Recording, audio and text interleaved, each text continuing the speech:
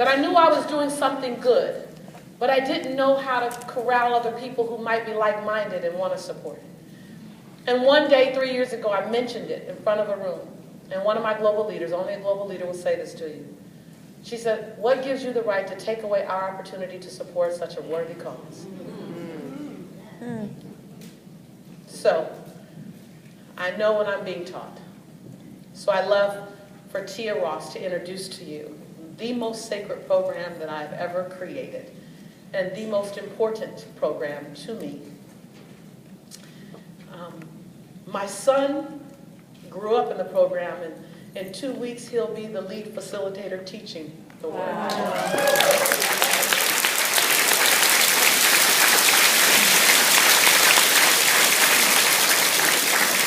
When Susie's daughter was struggling with drugs and struggling with cutting, she brought her baby to our program. When AP students, advanced learning students, academically enriched students want to just breathe and discuss their emotions, they've come to our program. It's not an intervention program, it's a life skills program. And I've learned that I need to share it. So Tia Ross, would you please welcome my coordinator, Tia Ross, to come share Motivating Team Share.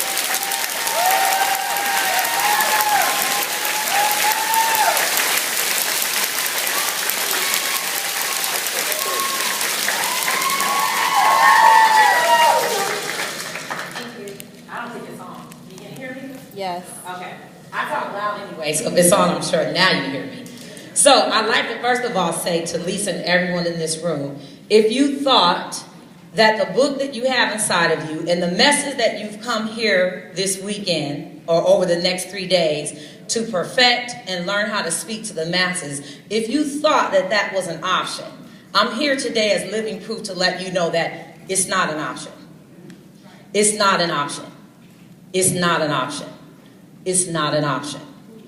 Because Lisa was obedient over 16 years ago, I am able to stand on this stage today in my purpose.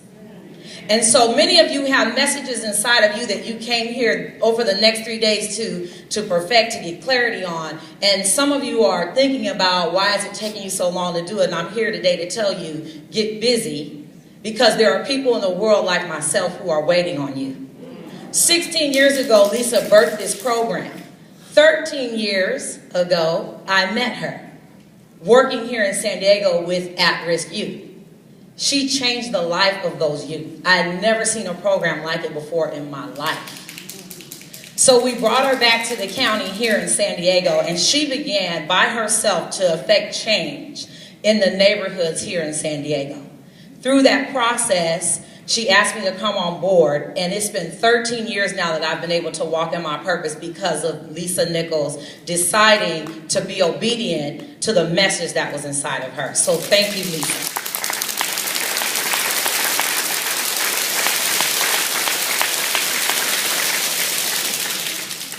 And to show you the domino effect of paying attention and being obedient to what's inside of you, not only did it allow me to stand in my purpose, but it has also allowed me to be a vessel to touch other youth and families to stand in their purpose. And so I want you to see the progression, because who we serve are not just at-risk youth.